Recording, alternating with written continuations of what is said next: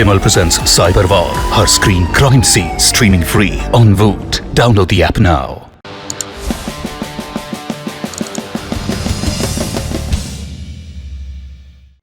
नमस्कार, मैं हूं निखिल और आप देख रहे हैं दी ललन टॉप शो। 15 अगस्त 2019 को जब प्रधानमंत्री नरेंद्र मोदी ने लाल किले की प्राचीर से ऐलान किया कि भारत में चीफ ऑफ डिफेंस स्टाफ का पद बनाया जाएगा, इसे आज़ादी के बाद आए सबसे बड़े सैनिक सुधारों में से एक माना गया।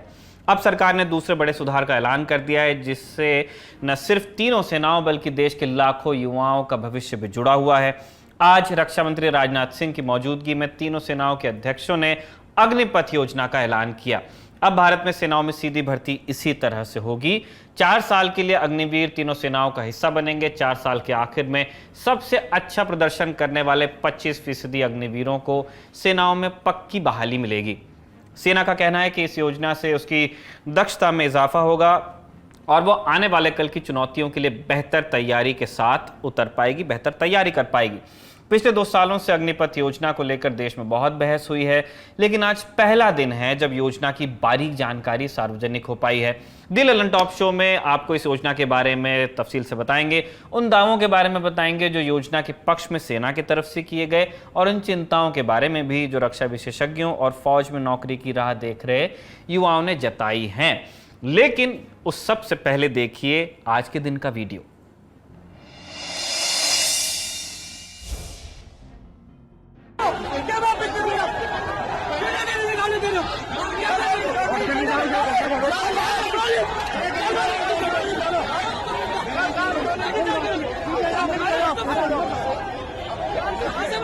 ये वीडियो राजस्थान के जयपुर का है, जहां रेडियोग्राफर लैब टेक्नीशियन ईसीजी भर्ती के लिए युवाओं ने विरोध प्रदर्शन किया। इस दौरान राजस्थान बेरोजगार एकीकृत महासंघ के अध्यक्ष उपेन यादव की पुलिस के साथ नोकझोंक की यह तस्वीर सामने आई। युवाओं का आरोप है कि जयपुर के शहीद स्मारक पर प्रदर्शन के दौरान पुलिस ने उन पर लाठीचार्ज किया। दिन भर धरने के बाद बेरोजगार संघ के प्रतिनिधिमंडल ने राज्य की चीफ सेक्रेटरी उषा शर्मा से मुलाकात की। अलग अलग भर्तियों की मांग को लेकर बेरोजगार एकीकृत महासंघ प्रदेश अध्यक्ष उपेन यादव ने कहा कि हम वार्ता से नहीं संतुष्ट हैं, हर बार मिलता है आश्वासन। दरअसल कोरोना की पहले लहर के वक्त जुलाई 2020 में सरकार ने राजस्थान कर्मचारी चयन बोर्ड के जरिए भर्ती निकाली थी। 2200 से ज्यादा पदों के लिए भर्ती प्रक्रिया 45 दिनों में पूरी करने का ऐलान किया गया था, मगर 2 साल बीत जाने के बाद भी सभी पद नहीं भरे गए, तो युवा लगातार प्रदर्शन करने को मजबूर हैं। ये था दिन का वीडियो। अब चलते हैं दिन की सुर्खियों की तरफ। पहली सुर्खी कांग्रेस से जुड़ी हुई है। लगातार दूसरे दिन ईडी ने राहुल गांधी से नेशनल हेराल्ड मामले से जुड़ी मामले में पूछताछ की। सोमवार को भी राहुल गांधी से करीब 10 घंटे तक पूछताछ चली थी। मंगलवार को सुबह 11 बजे ईडी ने राहुल गांधी को पूछताछ के लिए बुलाया था। राहुल पहले कांग्रेस मुख्यालय पहुंचे थे, फिर वहां से बहन प्रियंका गांधी और बाकी कांग्रेस नेताओं समर्थकों के साथ ईडी के दफ्तर की तरफ बढ़े। राजस्थान के मुख्यमंत्री अशोक गहलोत हों या फिर छत्तीसगढ़ के मुख्यमंत्री भूपेश बघेल, दूसरे दिन भी कांग्रेस के तमाम बड़े नेताओं ने दिल्ली में अपना जमघट बनाए रखा और विरोध प्रदर्शन किया। दिल्ली कांग्रेस अध्यक्ष अनिल चौधरी तो सुरक्षा बलों से तीखी नोकझोंक भी उनकी हो गई। देखिए। गोली चलाओ, गोली चलाओ, गोली मारो, गोली मारो, गोली मारो, गोली मारो।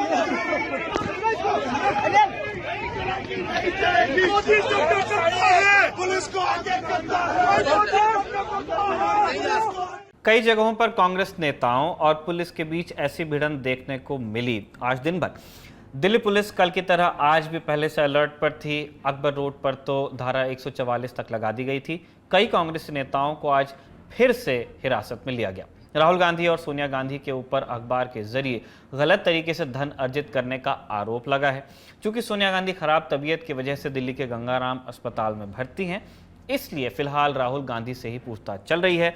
कुल 2000 करोड़ रुपए के घोटाले का इल्जाम लगाया है भाजपा नेता सुब्रमण्यम स्वामी ने। इस मामले में केस भी चल रहा है। कांग्रेस ने इस आरोप को निराधार बताया और केंद्र की मोदी सरकार पर केंद्रीय एजेंसियों के दुरुपयोग का आरोप लगाया है। सुनिए कांग्रेस की प्रतिक्रिया। हमें हमारे दफ्तर में नहीं जाने दे रहे हैं। किस हद तक की ये गुंडागिर्दी है। मैं तो यही कहूंगा कि अगर सच को देख लीजिए आप, अगर फैक्ट्स की बात करें तो क्या चार्जेस है। एक ऐसा अखबार जिसने इस देश की आज़ादी के लिए स्वातंत्र सेनानियों की वो आवाज़ बने, वो ऐसी आवाज़ बने कि नेशनल हेरल्ड अंग्रेजों के खिलाफ स्वातंत्र सेनानियों के लिए आवाज़ बने। उस अखबार को मरने नहीं देना है, उसके कर्मचारियों की तनख्वाह नहीं हुई है, अखबार शुरू रहे, उसके लिए थोड़ी सी हेल्प कर दी, वो क्या गुनाह हो गया?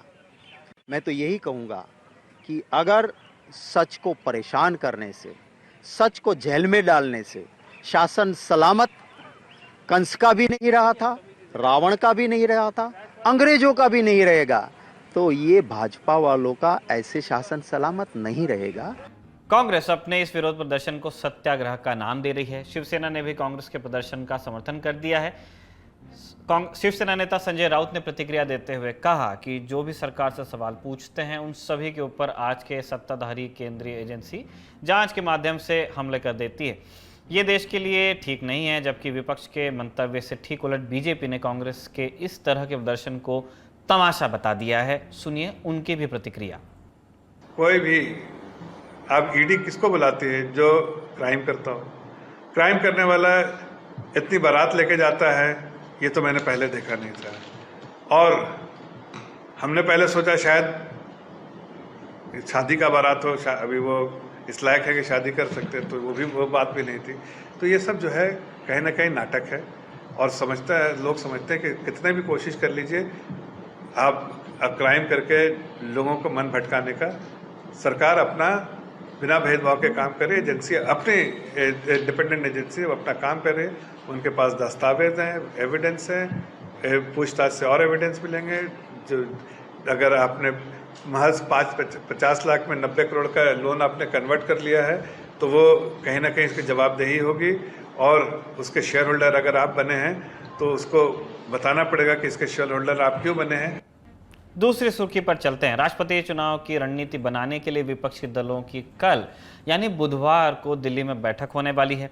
बैठक तृणमूल कांग्रेस ने बुलाई है। 15 जून को कॉन्स्टिट्यूशन क्लब में दोपहर 3 बजे राष्ट्रपति चुनाव पर विपक्षी दलों की बैठक की अध्यक्षता टीएमसी अध्यक्षा ममता बनर्जी करेंगी। एनसीपी अध्यक्ष शरद पवार और सीपीएम महासचिव सीताराम येचुरी भी दिल्ली में ही मौजूद हैं।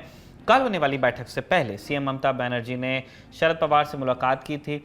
बैठक में कांग्रेस भी हिस्सा लेने वाली है। उसकी तरफ से मल्लिकार्जुन खड़गे, जयराम रमेश, रणदीप सिंह सुरजेवाला बैठक में शिरकत करेंगे। बीते दिनों पश्चिम बंगाल की मुख्यमंत्री ममता बनर्जी ने हाल ही में विपक्षी दलों के नेताओं को एक पत्र लिखा था। ममता बनर्जी ने कांग्रेस अध्यक्ष सोनिया गांधी, दिल्ली के मुख्यमंत्री अरविंद केजरीवाल, माकपा महासचिव सीताराम येचुरी सहित 22 विपक्षी नेताओं को एक पत्र भेजा और 15 जून की बैठक में आने की दावत दी, जिसमें आगामी राष्ट्रपति चुनाव के लिए संयुक्त रणनीति तैयार की जा सके। बैठक में समाजवादी पार्टी के मुखिया अखिलेश यादव के भी पहुंचने की संभावना है। राष्ट्रपति पद के चुनाव के लिए मतदान 18 जुलाई को होगा। अगली सुर्खी आम आदमी पार्टी से जुड़ी हुई है। मनी लॉन्ड्रिंग के केस में बंद सत्येंद्र जैन की जमानत याचिका पर कोर्ट ने फैसला सुरक्षित रख लिया। अब कोर्ट 18 जून को जमानत याचिका पर फैसला सुना देगी, यानी तब तक सत्येंद्र जैन को जेल में ही रहना होगा। आज तक के मुताबिक ईडी ने केस से जुड़े कुछ चौंकाने वाले दावे कर दिए हैं। आज तक के मुताबिक ईडी ने बताया कि सत्येंद्र जैन से कुछ कागजातों के बारे में सवाल किए गए थे। हवाला से पैसा पाने वाले ट्रस्ट से सत्येंद्र जैन का क्या कनेक्शन है, वो उसके मेंबर क्यों है, इस पर सवाल किया गया था। दिल्ली की राउज एवेन्यू कोर्ट में ईडी ने कहा कि सवाल पूछे जाने के दौरान सत्येंद्र जैन ने यह कह दिया कि उनको कोविड हुआ, जिसकी वजह से उनकी याददाश्त ही चली गई। सत्येंद्र जैन को ईडी ने 30 मई को गिरफ्तार किया था। उन पर आय से अधिक संपत्ति और मनी लॉन्ड्रिंग के आरोप लगे थे। सीएम केजरीवाल कई बार इस मामले को झूठा बता चुके हैं, जबकि बीजेपी और कांग्रेस भ्रष्टाचार में लिप्त होने का इल्जाम लगाते रहे हैं। चौथी सुर्खी महंगाई के मोर्चे से है और वहां से बुरी खबर है। थोक महंगाई दर अप्रैल महीने के 15.08 के मुकाबले मई में 15.88% की रफ्तार से बढ़ रही है। ये पिछले 2 दशकों में सबसे ज्यादा है। मई 2021 की बात करें तो उस वक्त थोक महंगाई दर 13.11% थी, जो मौजूदा परिस्थिति से कई ठीक थी। सोमवार को खुदरा महंगाई दर के भी सरकारी आंकड़े सामने आए थे और उसमें थोड़ी सी कमी दर्ज की गई थी। लगा था कि अब धीरे धीरे राहत मिलने लगेगी, मगर अब थोक महंगाई के मोर्चे पर झटका लग गया है। सरकार की तरफ से थोक महंगाई दर बढ़ने के पीछे खनिज तेलों के दाम में वृद्धि को कारण बताया गया है। इसके अलावा कच्चे पेट्रोलियम पदार्थ, गैस और खाने पीने के सामान के दाम में हुई बढ़ोतरी को भी थोक महंगाई दर बढ़ने की वजह माना जा रहा है। ऐसा नहीं है कि थोक महंगाई दर बढ़ने का असर सिर्फ बड़े विक्रेताओं या फिर मंडी वालों पर पड़ता है। इसका सीधा असर आम आदमी की जेब पर पड़ता है। थोक में अगर कोई चीज़ महंगी होती है तो रिटेल में खुद ब खुद उसके दाम बढ़ जाएंगे, स्वाभाविक है। 5वीं सुर्खी, गैंगस्टर लॉरेंस बिश्नोई की दिल्ली पुलिस के पास 4 दिन की रिमांड आज खत्म हो गई। उसे आर्म्स एक्ट के केस में रिमांड पर लिया गया था। दिल्ली पुलिस ने आज उसे पटियाला हाउस कोर्ट में पेश भी किया। पेशी के वक्त पंजाब पुलिस भी कोर्ट में मौजूद थी। पंजाब के 16 पुलिसकर्मियों की टीम दिल्ली में कैंप किए हुए है, जिसमें सीनियर अधिकारी भी शामिल हैं। कोर्ट में पंजाब के एडवोकेट जनरल ने लॉरेंस बिश्नोई की ट्रांजिट रिमांड की याचिका दाखिल की। पंजाब पुलिस ने वहां सिद्धू मूसेवाला की हत्या का जिक्र किया। वकील ने कहा कि बिश्नोई ने सोशल मीडिया पर क्लेम किया था कि उसने हत्या करवाई है। जज ने पूछा कि क्या उसने खुद स्वीकार किया। वकील ने कहा कि उसने खुद कहा है कि गोल्डी बरार के साथ मिलकर हत्या करवाई। ये एक ऑर्गेनाइज्ड और प्लान्ड मर्डर था। इस हत्या को विक्रमजीत सिंह मिद्दू खेड़ा की हत्या का बदला लेने के लिए किया गया था, ऐसा कहा गया। इस पर लॉरेंस बिश्नोई के वकील विशाल चोपड़ा ने पंजाब पुलिस की मांग का विरोध किया और बिश्नोई की जान को खतरा बता दिया। कोर्ट में बिश्नोई के वकील ने यह तक कहा कि अगर उसे पंजाब ले जाया गया तो फेक इनकाउंटर हो सकता है। इस पर पंजाब पुलिस के वकील ने कोर्ट में दलील देते हुए कहा कि अगर कोर्ट लॉरेंस बिश्नोई की कस्टडी पंजाब पुलिस को देती है तो पंजाब पुलिस सुरक्षा की पूरी जिम्मेदारी लेगी। इसमें पंजाब पुलिस के लगभग 50 पुलिसकर्मी होंगे, 2 बुलेट प्रूफ गाड़ियां होंगी, 12 गाड़ियां रास्ते में चलेंगी जो रूट क्लियर कराती रहेंगी। सभी रूट की वीडियोग्राफी भी की जाएगी और सुप्रीम कोर्ट के पूरे आदेश का पालन किया जाएगा। दोनों पक्षों की दलील सुनने के बाद कोर्ट ने पंजाब पुलिस को लॉरेंस बिश्नोई की गिरफ्तारी की इजाजत दे दी। ट्रांजिट रिमांड पर सुनवाई पूरी हो गई है। कोर्ट की तरफ से कहा गया कि पंजाब पुलिस जरूरी दस्तावेज मुहैया कराए, हम उसकी अर्जी पर विचार करेंगे। देर शाम लॉरेंस बिश्नोई की ट्रांजिट रिमांड पंजाब पुलिस को मिल भी गई। अब लॉरेंस बिश्नोई को पंजाब ले जाया जाएगा, यह बात साफ हो गई है। सिद्धू मूसेवाला की हत्या 19 मई को पंजाब के मासा जिले में की गई थी। हत्या और षड्यंत्र का मुख्य आरोपी लॉरेंस बिश्नोई को माना जा रहा है, जो अब तक अलग अलग मामलों में तिहाड़ जेल में बंद था। ये थी सुर्खियां। अब चलते हैं दिन की बड़ी खबर पर। 14 जून की सुबह ही रक्षा बीट के पत्रकारों को एक मैसेज चला गया था कि दोपहर 12:30 बजे के करीब रक्षा मंत्री राजनाथ सिंह तीनों सेनाध्यक्षों के साथ एक साझा प्रेस कॉन्फ्रेंस करने वाले हैं। तभी सब समझ गए थे कि आज आखिरकार अग्निपथ योजना का आधिकारिक ऐलान हो जाएगा। कुछ देर बाद रायसीना मार्ग स्थित राष्ट्रीय मीडिया सेंटर की तस्वीरें भी आ गई, जहां अग्निपथ योजना के बैनर लगे हुए थे। लेकिन जब राजनाथ सिंह ने बोलना शुरू किया तो उन्होंने अपनी बात को फौज में भर्ती तक महदूद नहीं रखा। उन्होंने अपनी सरकार द्वारा रक्षा सुधार के तमाम कामों का जिक्र किया। आप सभी जानते हैं कि पिछले कुछ वर्षों में भारतीय रक्षा व्यवस्था को और अधिक सशक्त बनाने की दृष्टि से सरकार ने कई महत्वपूर्ण कदम उठाए हैं। इसमें से कुछ प्रमुख हैं: चीफ ऑफ डिफेंस स्टाफ के पद का सृजन, डिपार्टमेंट ऑफ मिलिट्री अफेयर्स का गठन, ऑर्डिनेंस फैक्ट्री बोर्ड का कारपोरेटाइजेशन, पॉजिटिव इंडिजिनाइजेशन लिस्ट का प्रमलगेशन। इसी प्रकार डोमेस्टिक प्रोक्योरमेंट के लिए 68% कैपिटल प्रोक्योरमेंट बजट का आवंटन और एफडीआई कैप का 74% तक बढ़ाना, यह कई ऐसे महत्वपूर्ण कदम सरकार ने उठाए हैं भारतीय रक्षा व्यवस्था को मजबूत करने के लिए। इसी दिशा में भारतीय सेनाओं को विश्व की बेहतरीन सेना बनाने के लिए उस दृष्टि से आज कैबिनेट कमेटी ऑन सिक्योरिटी ने भी एक ऐतिहासिक फैसला किया है। आज का अग्निपथ नामक एक ट्रांसफॉर्मेटिव योजना हम ला रहे हैं, जो हमारी आर्म्ड फोर्सेस में ट्रांसफॉर्मेटिव चेंजेज लाकर उन्हें फुल्ली मॉडर्न और वेल इक्विप्ड बनाएगी। अग्निपथ योजना में भारतीय नौजवानों को बतौर अग्निवीर आर्म्ड फोर्सेस में सेवा का अवसर प्रदान किया जाएगा। तो सरकार चाहती है कि अग्निपथ योजना को सैनिक सुधार के संदर्भ में देखा जाए। ये बात एक तथ्य है कि मोदी सरकार ने अपने 8 सालों में ऐसे कई कदम उठाए हैं जिनके बारे में रक्षा मंत्रालय में बातें तो बहुत होती थी, लेकिन अमल की राजनीतिक इच्छा शक्ति पूर्ववर्ती सरकारें दिखा नहीं पाई। अग्निपथ योजना एक ऐसा ही कदम है, लेकिन अग्निपथ को सिर्फ सैनिक सुधार के संदर्भ में समझना एक भूल हो सकती है। कि जितना राष्ट्रीय सुरक्षा से जुड़ा प्रश्न है, उतना ही करोड़ों युवाओं की आकांक्षाओं और बढ़ती बेरोजगारी के बीच अच्छे रोजगार के मौके से जुड़ा प्रश्न भी है। इसीलिए ये जरूरी है कि हम अग्निपथ योजना, उसके संदर्भ और उसके असर पर विस्तार से बात करें। आइए शुरू से शुरू करते हैं।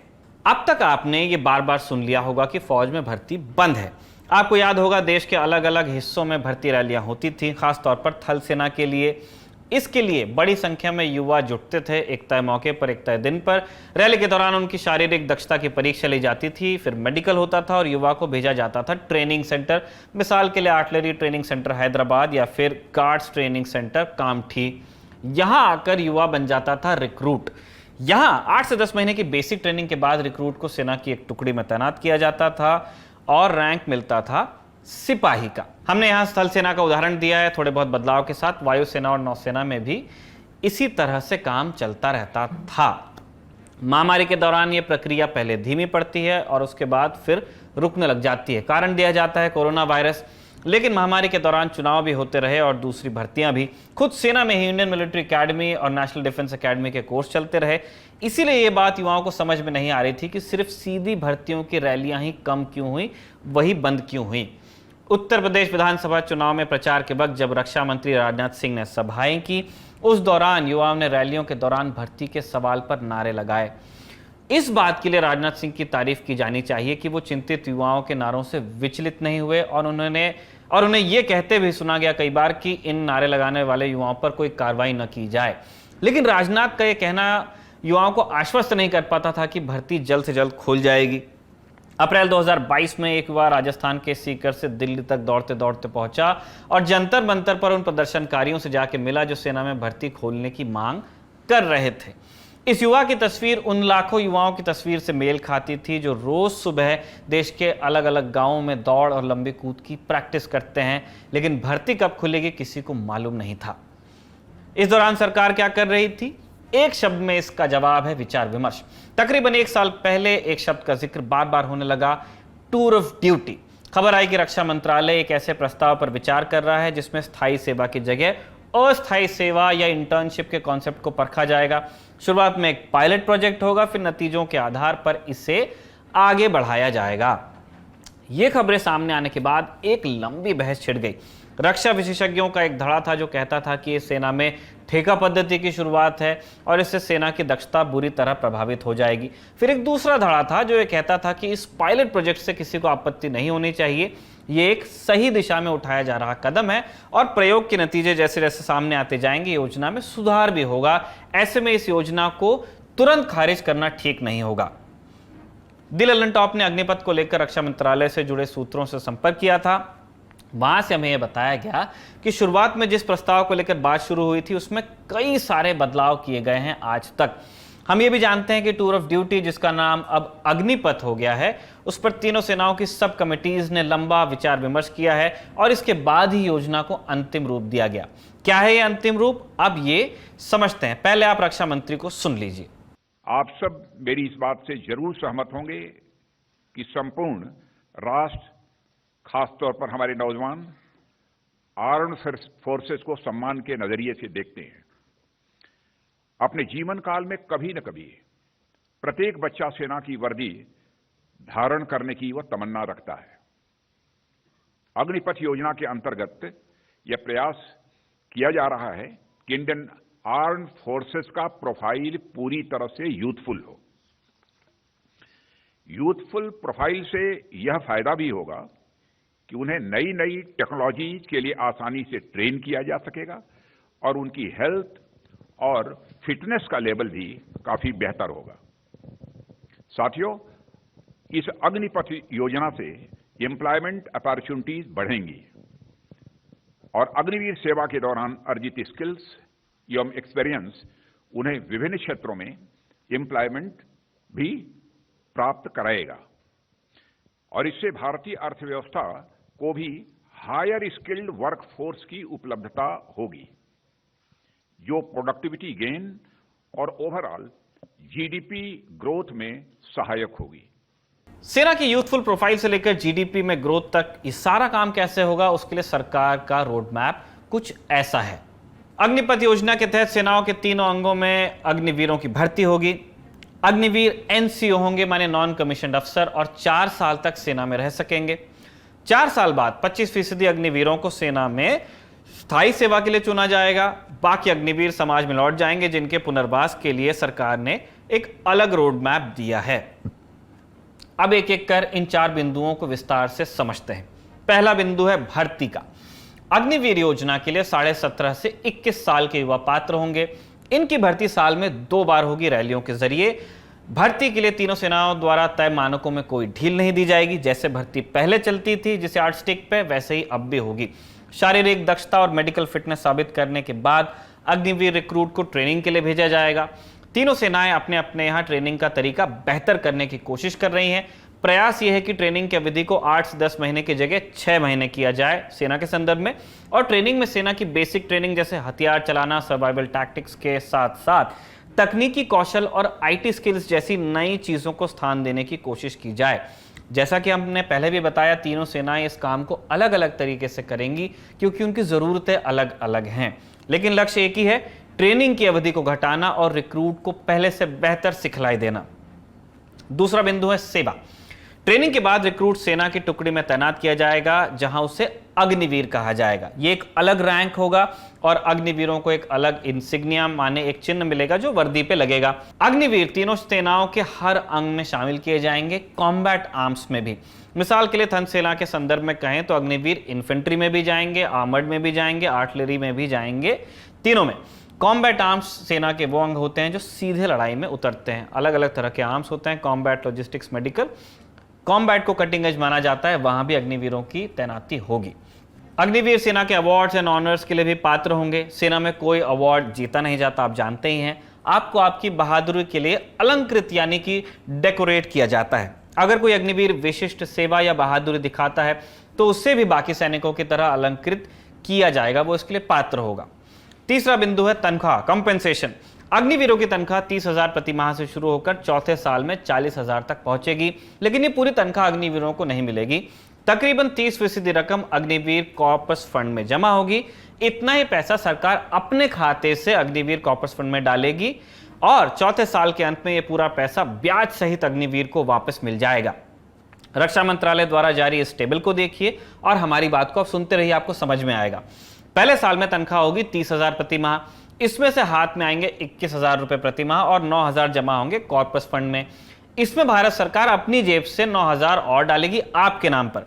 चौथे साल तक आते आते तनख्वाह हो जाएगी 40,000, हाथ में आएंगे 28 और कॉर्पस फंड में जाएंगे 12।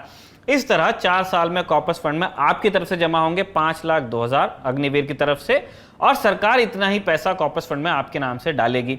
कुल हो जाएगा पैसा 10,04,000। इस पर ब्याज लगाकर सरकार 11,71,000 रुपए सेवानिधि पैकेज के रूप में निवर्तमान अग्निवीर को देगी, यानी कि जो सर्विस से बाहर आएगा। इस पर इनकम टैक्स नहीं लगाया जाएगा, यह टैक्स फ्री अमाउंट होने वाला है। सेवा के दौरान अग्निवीरों को बाकी सैनिकों की तरह ही स्पेशल अलाउंस भी मिलेंगे।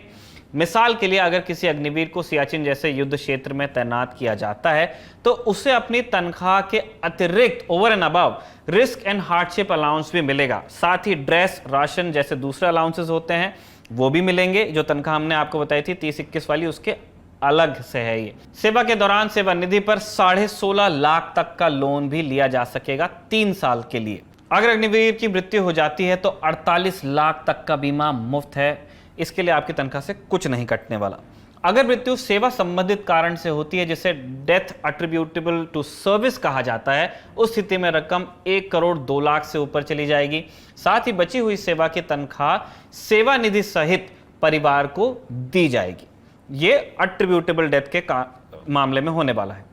सेना एक ऐसा पेशा है जिसमें खतरा बहुत होता है, ऐसे में विकलांगता के मामले भी होते रहते हैं और इनके लिए भी मुआवजे का ऐलान किया गया है। एक और टेबल है, 100% विकलांगता अगर होती है तो 44 लाख का आपको एक्स ग्रेशिया अमाउंट मिलेगा। 75% विकलांगता होती है तो 25 लाख, 50% विकलांगता होती है तो 15 लाख।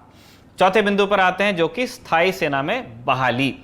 तीनों सेनाओं के अग्निवीर क्रमशः आर्मी एक्ट, नेवी एक्ट और एयरफोर्स एक्ट के तहत 3.5 साल ड्यूटी करेंगे। इसके बाद सभी के पास स्थायी सेवा में बहाल होने का मौका होगा, उन्हें वॉलंटियर करना होगा, लेकिन अंतिम चयन होगा सिर्फ 25% अग्निवीरों का। रक्षा मंत्रालय का कहना है कि इसके लिए सेंट्रलाइज्ड सिस्टम बनाया जाने वाला है जिसमें पारदर्शिता सुनिश्चित की जाएगी। दो कारकों पर ध्यान दिया जाएगा। पहला होगा मेरिट और दूसरा होगा सेवा के दौरान प्रदर्शन।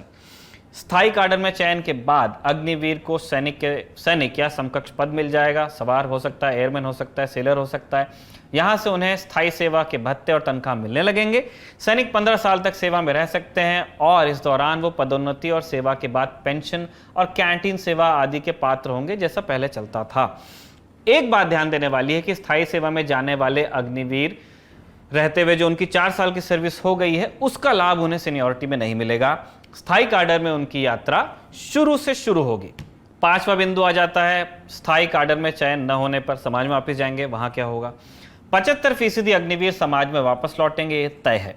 इनके पास सेवानिधि पैकेज होगा, अग्निवीर स्किल सर्टिफिकेट होगा। नई शिक्षा नीति के तहत इन्हें क्रेडिट पॉइंट्स मिलेंगे जो ये अगली नौकरी या फिर आगे की पढ़ाई के लिए इस्तेमाल कर पाएंगे। रक्षा सूत्रों ने दी ललन टॉप को बताया है कि इसके लिए रक्षा मंत्रालय ने सरकार के कई और मंत्रालयों से चर्चा की है, जैसे कौशल विकास और उद्यमशीलता मंत्रालय। सरकार का मानना है कि अग्निवीर जब समाज में लौटेंगे तो वो अपनी सिखलाई और अपना डिसिप्लिन लेकर लौटेंगे और सेवा के दौरान उन्होंने जो स्किल्स इकट्ठा की हैं वो उन्हें हर तरह की नौकरियों के लिए एक बेहतर कैंडिडेट बनाएंगी। सरकार का जोर वैसे उद्यमी तैयार करने पर है, एंटरप्रेन्योर। यहां तक आते आते आप अग्निवीर योजना को लेकर सब कुछ जान गए होंगे। अब आते हैं इस बात पर कि इस योजना का फायदा क्या होगा। रक्षा मंत्रालय का मानना है कि इससे सेना 1:1 का रेशियो हासिल कर पाएगी। इसका मतलब हर एक युवा सैनिक पर एक अनुभवी सैनिक साथ होगा। साथ ही ITI जैसे तकनीकी संस्थानों की मदद से ट्रेनिंग पर होने वाले खर्च और समय की बचत होगी और साथ ही सेना में विविधता भी बनी रहेगी, क्योंकि अग्निपथ के तहत all India all class recruitment होगा। माने देश के सभी हिस्सों से सभी जाति धर्म के युवाओं को सभी आर्म्स में भर्ती किया जाएगा। अभी जानने का वक्त है कि अग्निपथ को लेकर के रक्षा विशेषज्ञ क्या सोचते हैं। सबसे पहले आपको सुनवाते हैं लेफ्टिनेंट जनरल सतीश दुआ रिटायर्ड की राय। देखिए, कोई एक जवाब देना तो ओवर सिंप्लीफिकेशन होगा। यानी इसमें कुछ फायदे हैं तो कुछ ऐसी बातें हैं जो कुछ चैलेंजेस हैं। मैं नुकसान नहीं कहूंगा, वो चैलेंजेस हैं जिनको हमें ओवरकम करना पड़ेगा। आर्मी एक कॉरपोरेट कंपनी, एक सिविल कंपनी, प्राइवेट कंपनी वाला जॉब नहीं है। आर्मी में आपकी कमरादरी, सोल्जर्स की लॉयल्टी, मोटिवेशन, लीडरशिप आला दर्जे की होनी चाहिए, ताकि एक जवान अपनी जान पर खेलने का मादा रखे। तो उसमें कुछ एक चैलेंजेस जरूर आएंगी। हाँ, जैसे मैंने पहले कहा, इसमें यंगर एज प्रोफाइल होगा। ये इनमें लड़के कुछ मोटिवेटेड जरूर होंगे। मोटिवेटेड इसलिए होंगे क्योंकि ये चाहते हैं, इनमें से ज्यादातर चाहेंगे कि 4 साल के बाद वो सिलेक्ट हो जाए और वो परमानेंट बन सके। तो ये नहीं है कि अच्छा मैं फौज में भर्ती हो गया हूं तो बस उसके बाद आप आराम कर रहे हैं, या मतलब आराम से नौकरी कर रहे हैं। तो इसलिए एक यंगर सोल्जर तो मिलेंगे, क्योंकि आपको हर साल में, हर 4 साल बाद अगर ये निकल जाएंगे और नए जवान आएंगे तो हमेशा एक यंगर प्रोफाइल मिलेगा। दूसरी तरफ जैसे आपने कहा कि सरकार ने रोड मैप रखा है, सरकार ये भी चाहती है कि ये एक मोटिवेटेड, जो बाकी 75% होंगे, ये मोटिवेटेड जवान होंगे और जवान लड़के होंगे। आखिर इनकी उम्र 25 साल से कम ही होगी सबकी। तो ये चाहे किसी भी विभाग में जाएं, चाहे किसी प्राइवेट कंपनी में जाएं, जहां पर भी जाएं, इनकी आउटपुट अच्छी होगी। लेकिन चैलेंज फिर ये होगा कि ये यकीन करना जरूरी है पूरे देश के लिए, ये सिर्फ ये आर्मी की जिम्मेदारी नहीं होगी, ये देश की जिम्मेदारी होगी कि इनको अच्छा जॉब मिले। अगर आप इनको जॉब ना दें तो एक तरफ इनको मायूसी और फ्रस्ट्रेशन होगी, और दूसरी तरफ हम समझ सकते हैं कि अगर ये ट्रेंड, वेपन्स पे ट्रेंड ऐसा एलिमेंट बाहर हो और वो अपने जॉब से ना खुश हो, या उसको कोई सिक्योरिटी गार्ड की ड्यूटी मिले सिर्फ, तो फिर वो भी एक हेल्दी सिचुएशन नहीं होगी। तो ये तो वक्त बताएगा कि हम इसको कैसे निभा पाएंगे।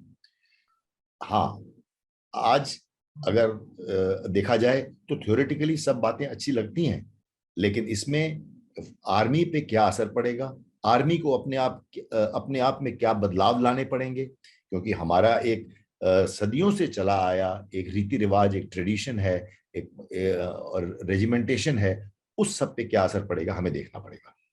अग्निपथ को लेकर एक बड़ी चिंता ये जताई जा रही थी कि जब अग्निवीरों को सेना की सिंगल क्लास रेजिमेंट्स में शामिल किया जाएगा तब प्रॉब्लम्स हो सकती हैं। इस बारे में हमने lieutenant general Rakesh Sharma retired से बात की, सुनिए वो क्या कहते हैं।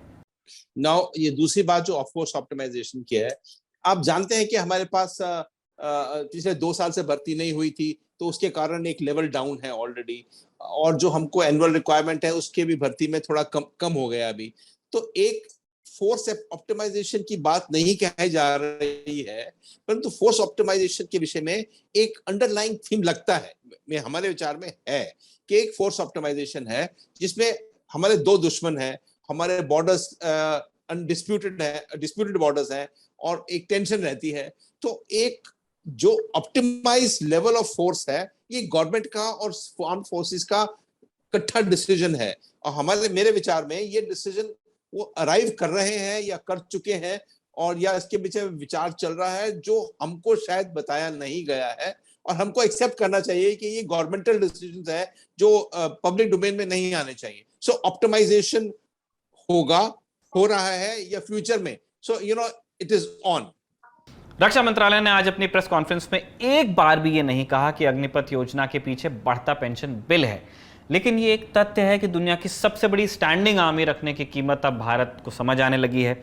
इस वित्त वर्ष में भारत सरकार को रक्षा मंत्रालय और तीनों सेनाओं में पेंशन्स के लिए 1.2 लाख करोड़ रुपए का बजट जारी करना पड़ा।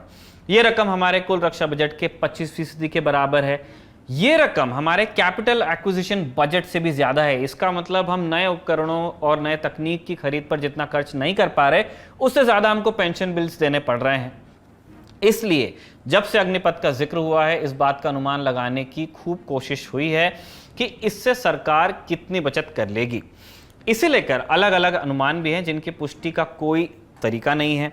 इस बात को लेकर रक्षा सूत्रों ने दी ललन टॉप से यह कहा है कि सरकार का कोई फौरी बचत नहीं होने वाली है। सरकार पैसे बचाने के बारे में नहीं सोच रही है।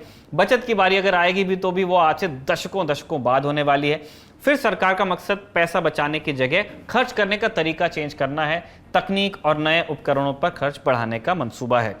हम द्वितीय विश्व युद्ध की समझ के साथ 2022 में नहीं लड़ सकते, ऐसा हमसे कहा गया था। जब हमने ये सवाल रखा कि क्या सैनिकों की संख्या पर पुनर्विचार किया जा रहा है मैन पावर पर, तो हमें जवाब मिला कि अग्निपथ का फोर्स ऑप्टिमाइजेशन से कोई सीधा संबंध नहीं है।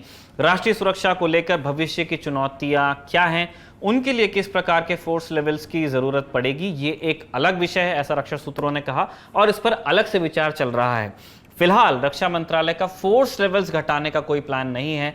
वैसे कुछ विशेषज्ञ अब भी मानते हैं कि फोर्स ऑप्टिमाइजेशन आज नहीं तो कल होके रहेगा और अग्निपथ की उसमें भूमिका हो सकती है। सुनिए। लोग बोलते हैं कि नाम निशान, हमारा कैरेक्टर खराब हो जाएगा फौज का, Sikh regiment, Garhwal regiment, Kumaon regiment, उन रेजिमेंटों का क्या होगा। तो मैं इसके विषय में कहना चाहूंगा कि ये काफी टाइम से थोड़ा आर्म फोर्सेस का बायस नॉर्थ इंडिया की तरफ था। ज्यादातर ट्रुप्स इधर से आते थे, तो वो नॉर्थ इंडियन बायस था और उसको एक नेशनल कैरेक्टर देने की आवश्यकता थी। सो ये जो गवर्नमेंट का डिसीजन है ऑल इंडिया ऑल क्लास का, ये एक उचित डिसीजन है। पर इसका फर्क असर क्या पड़ेगा, तो एक इन्फेंट्री बटालियन में से 800 से 850 लोग होते हैं। हर साल में उनके पास 30 लोग आएंगे जो ऑल इंडिया ऑल क्लास के होंगे। सो एक सिख बटालियन है तो उनके पास एक 30 लोग आएंगे हर साल जो सिख नहीं होंगे, और 10 साल की साइकिल में तकरीबन 125 लोग होंगे। तो एक अच्छी मजबूत बटालियन जिसकी कोहेशन है और जिनका स्पिरिट है, वो 100-125 लोगों को अपने साथ अमेलगमेट कर सकते हैं, इंटीग्रेट कर सकते हैं। तो ये कहना कि उसका बहुत मेजर असर पड़ेगा, ये नहीं है। ये एक ट्रांसफॉर्मेटरी पॉलिसी है, ऑल इंडिया ऑल क्लास करने की आवश्यकता थी। सो ये एक डिसीजन वेटिंग था जिसको करना जरूरी था। पर इसका कारण ये कहना कि किसी सिंगल क्लास कंपोज रेजिमेंट का कल्चर खराब हो जाएगा, वो बात सही नहीं है। मैं इससे बिल्कुल सहमत नहीं हूं। रक्षा सूत्रों ने हमसे यह भी कहा कि सेना भविष्य की अपनी चुनौतियों के मद्देनजर जो बदलाव चाहती है, उसमें उस रिक्रूट में भी बदलाव शामिल है जो सेना में शामिल होता है एंट्री लेवल पे ही। अब सेना रिक्रूट्स में नई स्किल्स चाहती है। फिर ये एक प्रयोग है जिसमें क्रमशः सुधार होते रहेंगे, ये फाइनल नहीं है। कुल जमा बात यह है कि सरकार ने तीनों सेनाओं में भर्तियों के तरीके को अब बदल दिया है। रोजगार के एक साधन के तौर पर सेना में नौकरी का आकर्षण क्या वाकई कम हो जाएगा, ये आने वाला समय बता देगा जब भर्ती रैलियां होंगी। वैसे रोजगार की बात चलिए तो आज आप जानते हैं कि मोदी सरकार ने 10 लाख युवाओं को रोजगार देने का ऐलान कर दिया है। कुछ दिन रोजगार पर बात इसीलिए अब चलती रहेगी। रही बात अग्निपथ की, तो ज्यादातर विशेषज्ञों ने अग्निपथ योजना का स्वागत किया है। अब यह तय है कि सेना में भर्ती के बाद भी प्रदर्शन को लेकर सैनिक ज्यादा सतर्क रहेंगे।